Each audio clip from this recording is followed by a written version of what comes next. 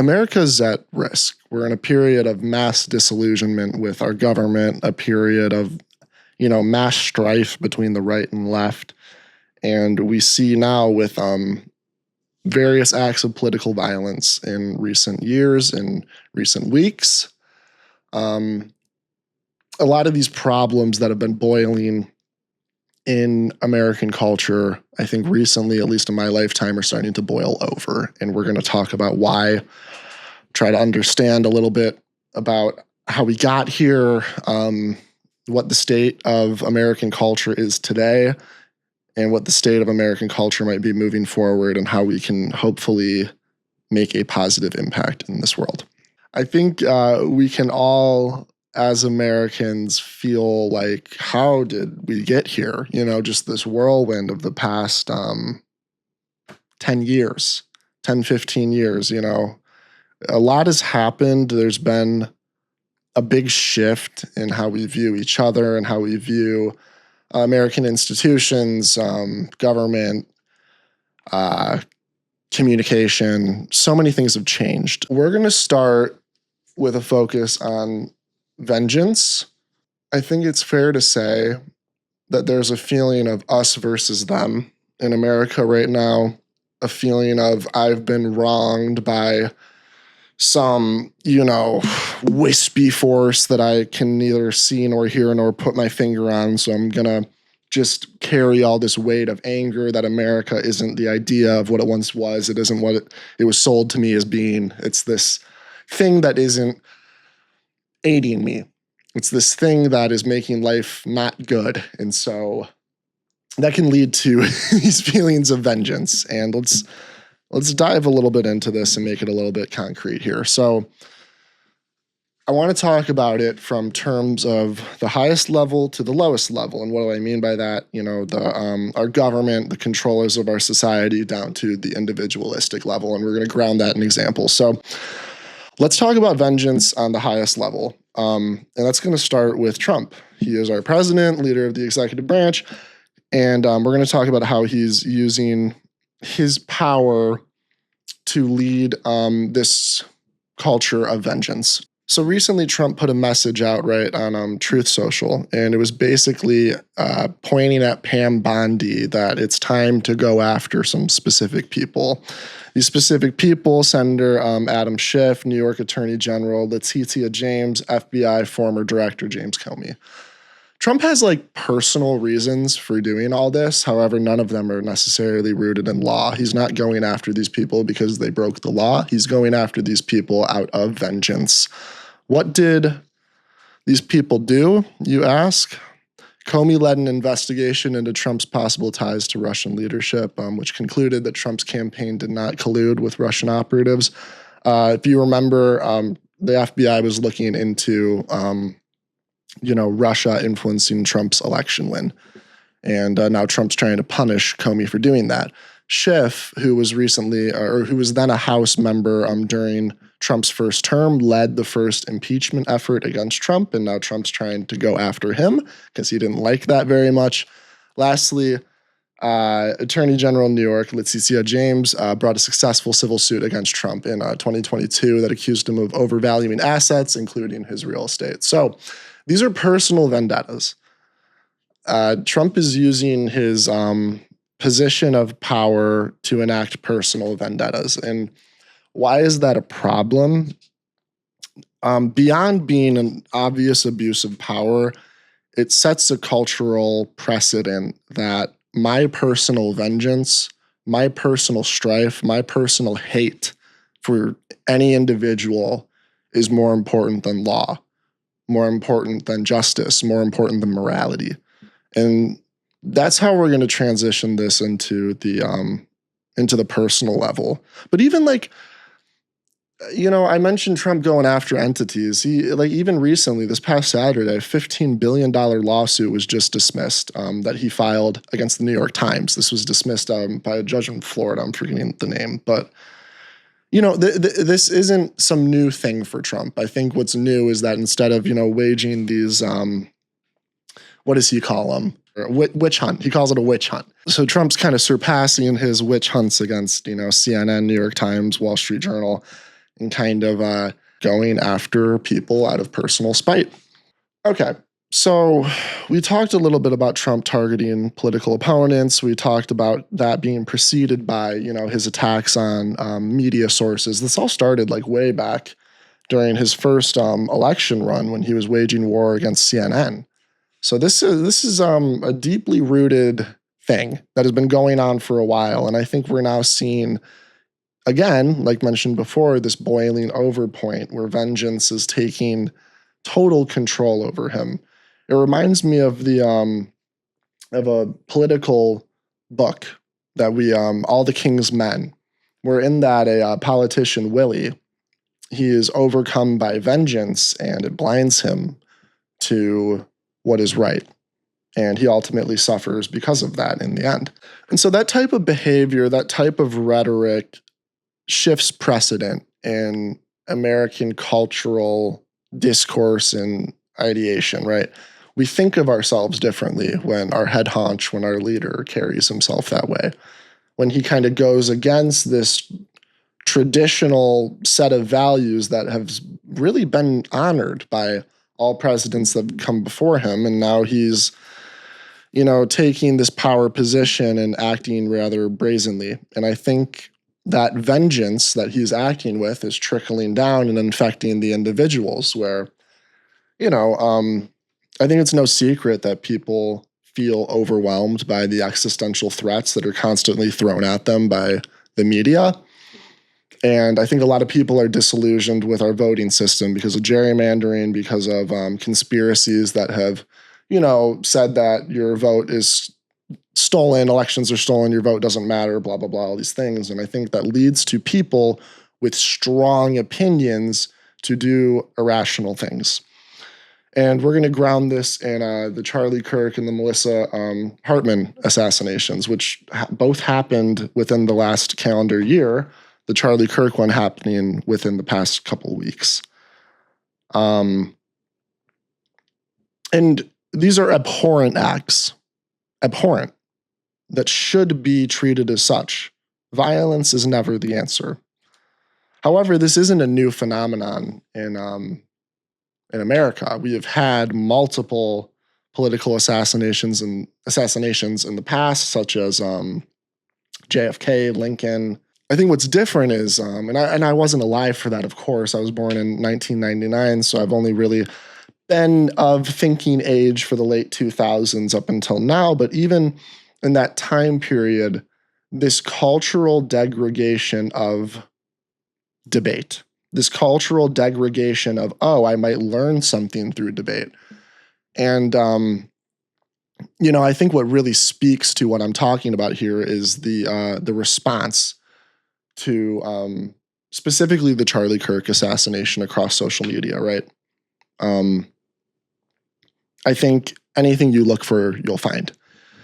You can find people on the right martyring him. You can find people on the left demonizing him. You can find people in the middle saying this is terrible. You can find people in all viewpoints of this. And I think that speaks to, again, the lack of value placed in debate and discourse, because we no longer have to be validated externally through bringing our mind and our opinions to community, to debate. We can take our opinions and go to little, echo chambers online, or go to specific creators online that will validate us that way. So what that does at the end of the day is create less understanding, less mutual connection, and more disconnected sort of sub-chambers of America, sub-chambers of reality. And with, again, looming existential threats, a feeling of powerlessness combined with sub-communities, you get irrational individualistic behavior. So, these things don't exist in vacuums, right? Rhetoric, especially from the top down from our leaders, bleeds into culture. And, when we're seeing leaders not care about principle, or let's say shift principle, rewrite principle from a point of mutual respect and Americans first, we're on the same team, to, and I'll quote him at Charlie Kirk's funeral. He said, the difference between Charlie and I is that I hate my enemy and I don't want what's best for them. Charlie, as a devout Christian, loved all, and he wanted the best for all. And we'll get into why Trump is attractive in our next segment with myth, but really focusing on how rhetoric and shifts in engagement principle, right? Because there's a certain way of engaging with others in America, from an individual level to a political level to even in the workplace level. There's all these unspoken, unwritten rules that are set through, traditional communicative behavior, whatever you want to say it is. These things exist, and when you have somebody who comes in and shakes that up so much, combined with this rise of media, rise of short form content that can really whip people up into a frenzy, it's no wonder why subgroups of echo chamber validation create people like Tyler Robinson, like Vance Luther Bolter. And I'll hold my tongue a bit on that statement because I don't want to say that that is a one-all be-all. That is the reason, because I know there's a lot of stuff still coming out about these people, specifically Tyler Robinson. So I don't want to jump the gun there, but I think what I'm saying holds true. Just in the way that we imagine others, the way that we talk to others. I think there's a lot of people in America who imagine the far left before the individual and the far right before the individual. We don't see each other as Americans. We see each other as threats to our echo chamber way of reality, or way of seeing things, or way of operating within this space of the world at large. And this is kind of a side note, but I want to note this because I think it's a very interesting phenomenon that American political violence, right, is in modern day and age right now and historically is individualistic, right? When thinking about like Europe, some political violence like the Russian Revolution, right, that came from the rise up against the bourgeoisie. It came from the Bolsheviks, right? A organized political group that was enacting violence. In America, a lot of our political assassinations tend to be free radicals, these individuals who have been lost and drifted from society and have done unspeakable things. I know we mentioned JFK earlier, but his killer, Harvey Oswald, acted alone. Wilkes Booth, who killed Lincoln, kind of the general consensus, acted predominantly alone. Tyler Robinson, we're thinking he acted alone. Vance Luther Bolter acted alone. All these people radicalized by what? What about America is creating individual radicalization? It's existed historically. It's getting worse now. I think it's rhetoric created from top down. I think it's echo chambers. I can't speak to how those existed in time periods in which I wasn't alive for. But I imagine there had to be some carryover compatibility between what I'm saying now and what happened prior, even if things like social media weren't, a thing. I think conspiracy has existed in America forever.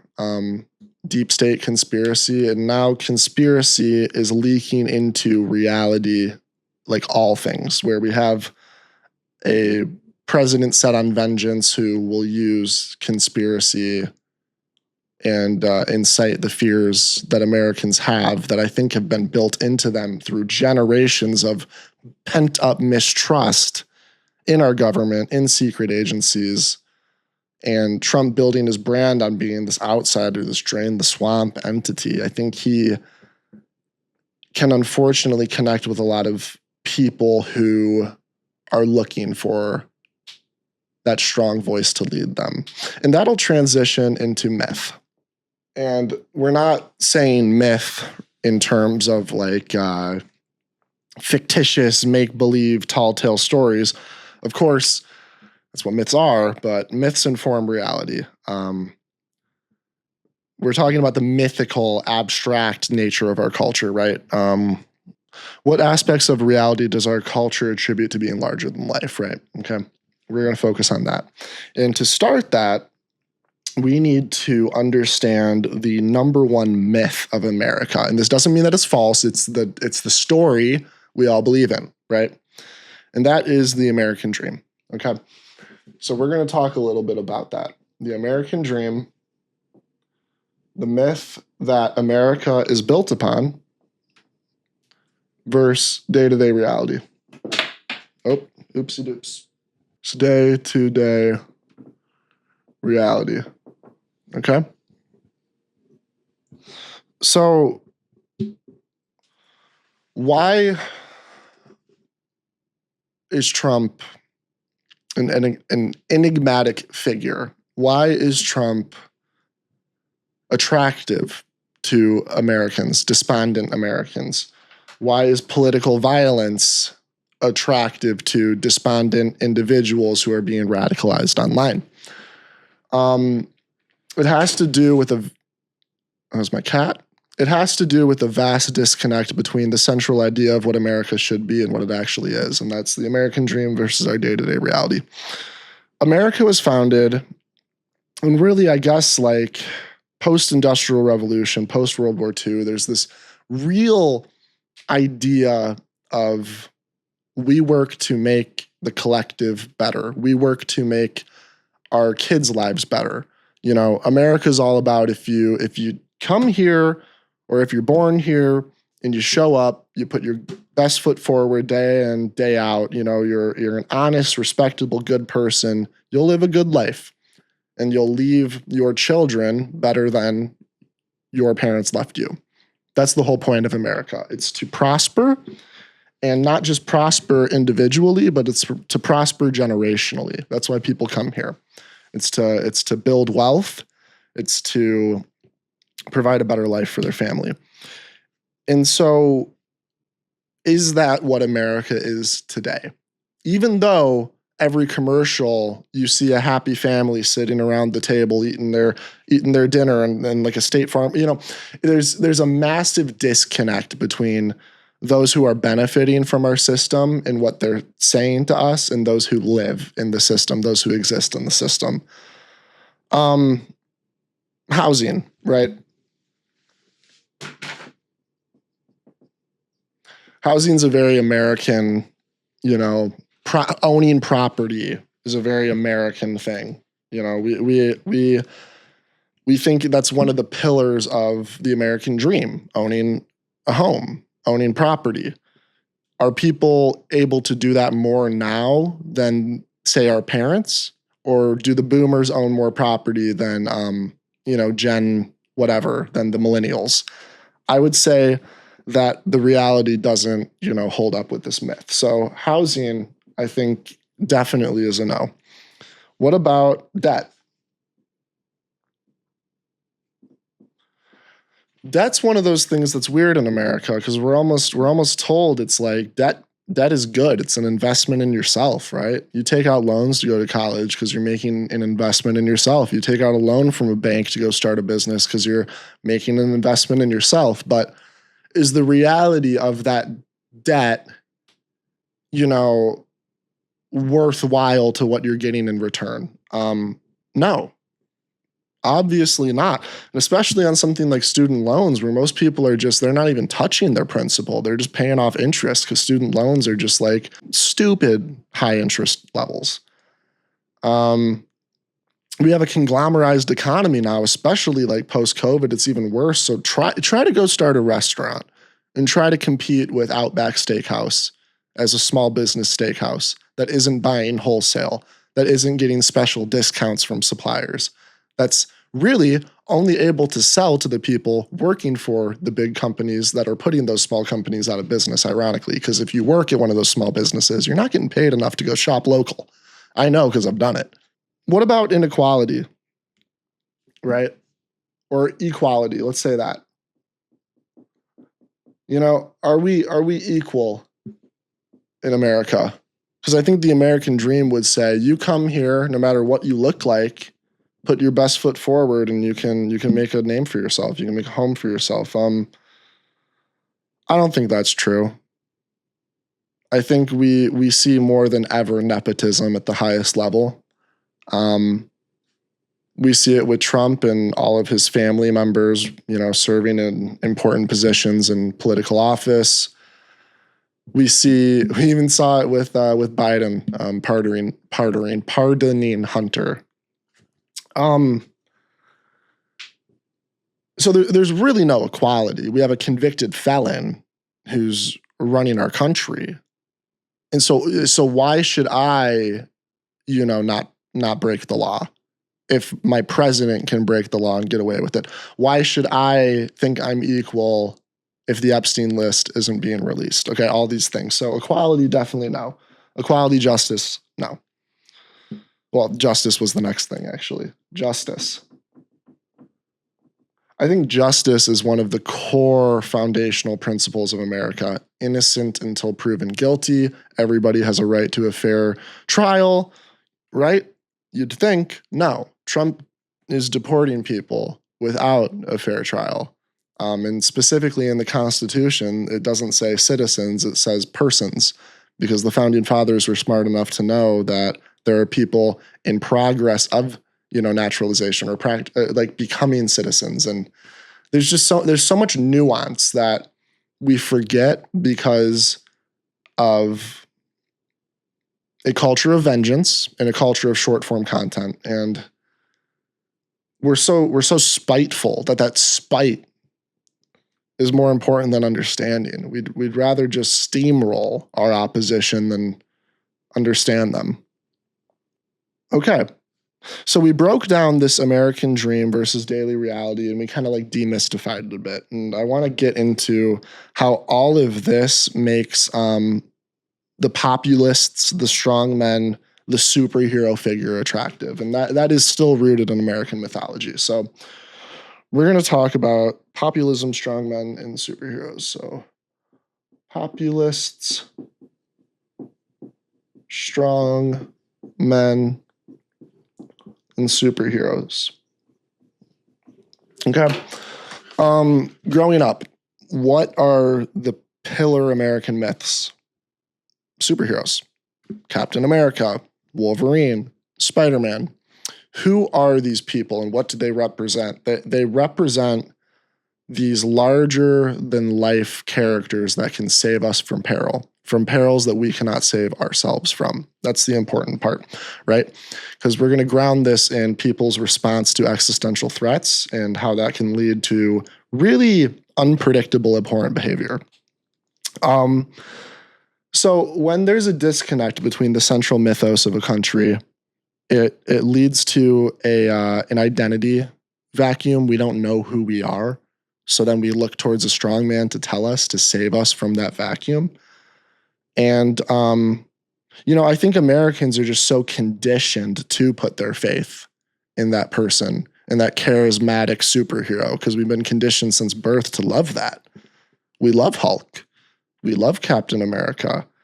We love, Black Widow, Black Panther. We love these beings that can save us. And when the American dream has degraded, that mythos must be replaced with something else. Make America great again, could you say? Is a new statement that people are attaching to. And they're not just attaching to the statement, to the statement, they're attaching to the strong man behind the statement. And it makes a lot of sense just thinking about American conditioning and the way that we view ourselves, view those around us.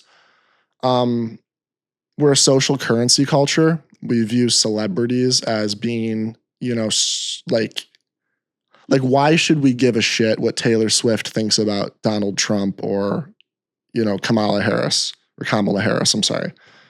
We shouldn't. We care because we live in a social currency society. The first ever reality TV star is president because he has name brand, name recognition, and we really care about that. And so we're in a period of redefinition of American mythos, and that can either be replaced with populist Trump, as you could say, what happened in Germany after World War I, Treaty of Versailles, Germany in economic turmoil, they turned to Hitler to fill a mythos vacuum of what will provide people with a good future, right? Because it's all about belief in the future. The American dream is about a good future. And when that mythos has fallen, Make America Great Again replaces it with Trump as its head of the snake. So what can save us from this? There's talk about Gavin Newsom being a Democratic populist. There's definitely the crowd of the fight fire with fire. While that's probably that's probably the short-term solution, I think long-term, the only way to truly save ourselves is a renaissance of value. And that to me will come through art, philosophy. Art is the only thing that can breach ideological strangleholds. That is what I was trying to say. I'm doing my MFA right now. The number one reason why I'm a writer is because I hope to try to fill that void of American mythos, of American belief, and replace it from, this versus them, we must overcome thy enemy, to maybe we should reconnect with nature. Maybe we should reconnect with our spiritual sides of self. Maybe we should live less for the next iPhone model, the next reinvention of clothing, and live a little bit more for sustainable practices in terms of our community, in terms of our mental health. Everything feels like it's ramping up, doesn't it? It all is ramping up. Could be a direct result of our economic framework, our social framework. It would be nice to feel like we don't have to make the next move bigger than the last or more shocking than the last. And maybe clickbait culture plays into that. We need to shock people to get any care. It's getting quite abstract. But really grounding this in lack of American mythos, right? We had a myth, the American dream, and everybody believed in it. And now there's a myth vacuum. So what is that being replaced by? I think strongmen populists. And why is that happening? Because we've been primed that way culturally. Our heroes, our celebrities. I think we live in a somewhat populist social currency society, as I stated before. And hopefully that gives us a clearer, depiction of myth culture as we see it today. So with that understood, let's move to spectacle here. Let's move to spectacle. Okay. So lastly, we have spectacle. This is the third very important part of contemporary American culture, or just modern American culture. I don't know, those words are kind of interchangeable to me, but there's somebody out there who's going to be like, there's a difference. What drives us forward in today's day and age? Is it logic? Is it authority? Is it truth? No. I would say it's none of those things. I would say it is spectacle. Spectacle drives us emotionally. And I think emotions appeal to emotion, right, in a short form society where opinions are created through ingested tidbits, right? Spectacle is the driving force of our emotional decision making. So spectacle God, I keep dropping my damn marker. Spectacle drives emotion in our day and age today, when everybody is kind of living their lives not through their eyes, but through the eyes of cameras all over. Our perspective is very disjointed because we're seeing all these different things through not our viewing, lens. And really that's an invention of the camera. It's a very new thing. Like you can imagine how a human felt walking up to the first mirror, and seeing themselves as a reflection and coming to terms with that sense of self. Like, I think we sometimes take for granted just how disorienting it is to view reality through so many different viewpoints. What is kind of like the core root of emotion? Identity, we could argue, or maybe emotion informs identity. They're very correlated. So I want to talk about how identity is constructed in today's day and age versus before. And continuing this theme of fragmentation, right? The invention of the mirror creates this fragmentation of my perception through my eyes, my grounding in reality, and it extends it to an alien perspective. Take that to the 10th degree, right? With social media, with general media, we are constantly building. We are building a sense of self through media and not through experience. Okay, sense of self, media, not experience. Okay, we've all heard of mothers or fathers or parents trying to live vicariously, if that's how you say it, vicariously. I think that's a very rudimentary form of this. I think the want to see yourself or your opinions in others or your perfected view of what should be in others is a very human thing. It kind of comes back to control.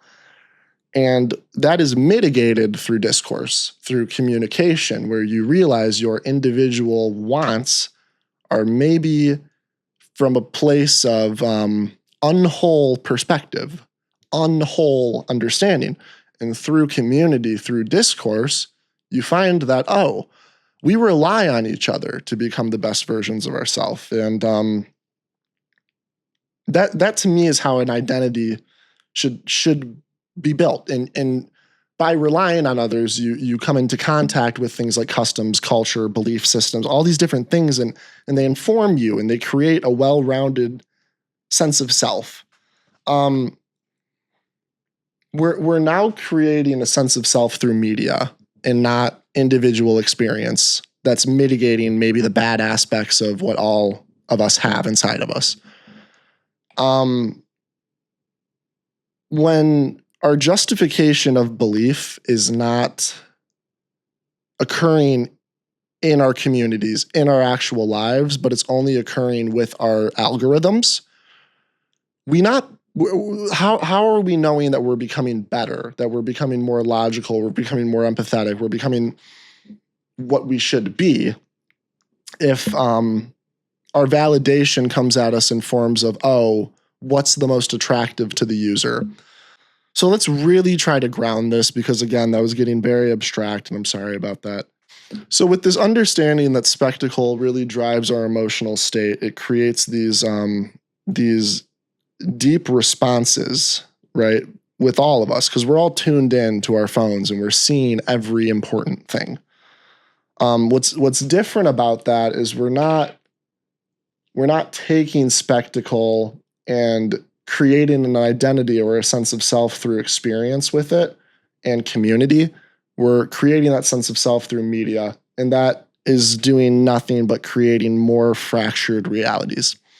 Because what is the point of a community? It's to create a sort of joint opinion on reality that everybody can buy into. And hopefully, if everybody buys into, the community improves. And so every individual benefits. in ways that they couldn't, just trying to come up with things on their own, or fulfill their hierarchy of needs on their own. We're thinking about a hierarchy of like mental conceptual development, I guess, is how we can frame it. And so when we all experience so much spectacle, and we're not filtering it through our own personal experience with our communities, our spectacle is creating extremely fractured senses of self through media. Okay. And now let's talk about how that impacts justification of belief. Justification of belief. Spectacle creates really intense emotional feelings, emotional responses. And we're supposed to take that and engage with our own experience, our own communities, but we're not. We're engaging with media, which is creating fractured realities, which is creating fractured justifications of belief. And the more fractured realities there are, the more free radical individuals you have who are justifying their beliefs with crazy media and then enacting abhorrent things or doing abhorrent things. To kind of ground this even further, and just like talk about these fractured realities even more, let's talk about like a shared symbol in America, right? Which is the Bible. I think the Bible is something that all of us Americans are familiar with. It's a symbol that we all can imagine in our heads and comprehend, but let's explore how fractured our realities are by analyzing this symbol in terms of two different people, two different outlooks. Christian nationalists, right? Christian nationalists like Nick Fuentes view the Bible symbolically completely different as our Texas representative James Tallarico, who views Christian nationalism as the greatest threat to Christianity, to God. Usually those two opinions would be in a community where they're having discourse and they're informing one another about their own opinions, which is, filling in gaps of the other, making the other humanize and making them see each other as people. When